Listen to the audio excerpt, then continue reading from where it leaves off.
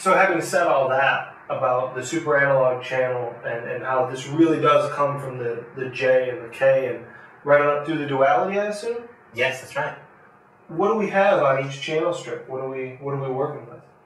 Okay, yeah. We've got your typical channel input, channel output that you have on all SSL consoles. So we call them chip and chop right there on the board. So the first, the channel inputs have dual input design. So what that basically means is I can flip between monitoring the primary line inputs or the DAW return inputs, which are discrete from each other. Sort of like a mic input and in your DAW return? Or tape return as it would be in the older consoles.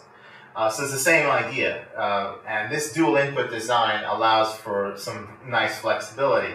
So I can select this input flip and flip between both sources. Just below that, I've got my phase reverse and my insert point.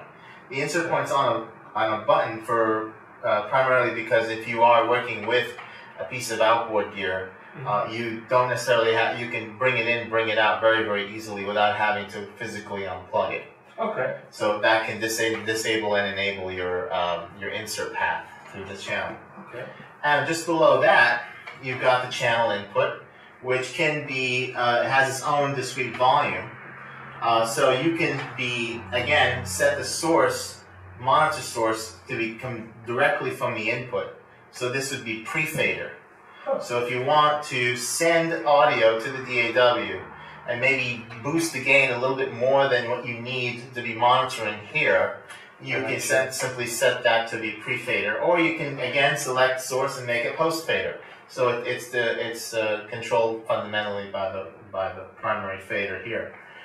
You still, of course, have the ability to boost that. So if you still need to boost, you could still use the knob there to boost.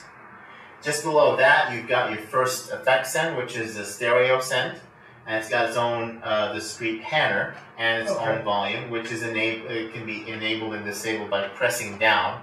So that's a switch as well, isn't it? That's a switch, exactly. Saves a lot of space on the board. Again, space is a concern here, so this was a great way to do that. And you'll notice again you've got pre and post feature on here that you can select with your source, so you can make it post or pre-fader. When the light is off, that means it's pre-fader. When the light is on the post light, that's post-fader. Again, more space-saving capabilities that way. And you also notice that there's that input button right there, input light. Yeah. Now, what's nice about that is it goes into the ability of, again, squeezing as many channels out of this console as possible. By selecting input, what we're doing is we're monitoring the main line input we talked about earlier in tandem with the DAW. So this becomes, in essence, the baby fader that you're used to seeing on a 4000, for example. It's just not an actual fader. It happens to be a knob in this particular case. So what this does is it gives you dual channel operation out of the console, which means you've gone to a 32 input board now. Yeah, and inline monitoring. And inline monitoring. And so that cue functions with several things. You can use it as a headphone mix because you notice there is something called an SQ or super cue there. So one of the other features is enabling the super cue. And what's nice about this feature is, as I mentioned earlier, you have the input capability, the main input and the line input.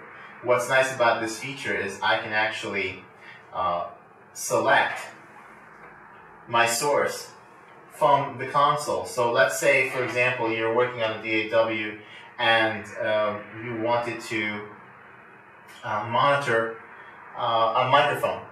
Now, in normal native-based workstations, you'll impose some latency to do that, monitoring through the DAW.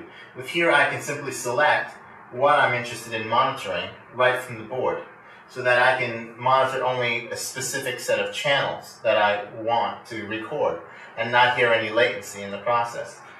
So if we're tracking and the band's laying down and the bass player doesn't nail his part, you can monitor your playback from your DAW on everything but the bass player, get him direct line input. That's right. And you're really monitoring it all from the console, not from the computer, so no latency. That's right. That's right. And one other wrinkle that we added to this was actually a feature we adopted from the 4000 series console, and that's called now SuperQ. And what SuperQ does is it actually ties the monitoring to the record button, so that in other words, when you select a specific channel you want to monitor, and you hit the record button, it flips it automatically. Really? So that you get the same effect of a real-time punch-in, and the advantage of zero latency monitoring through the console.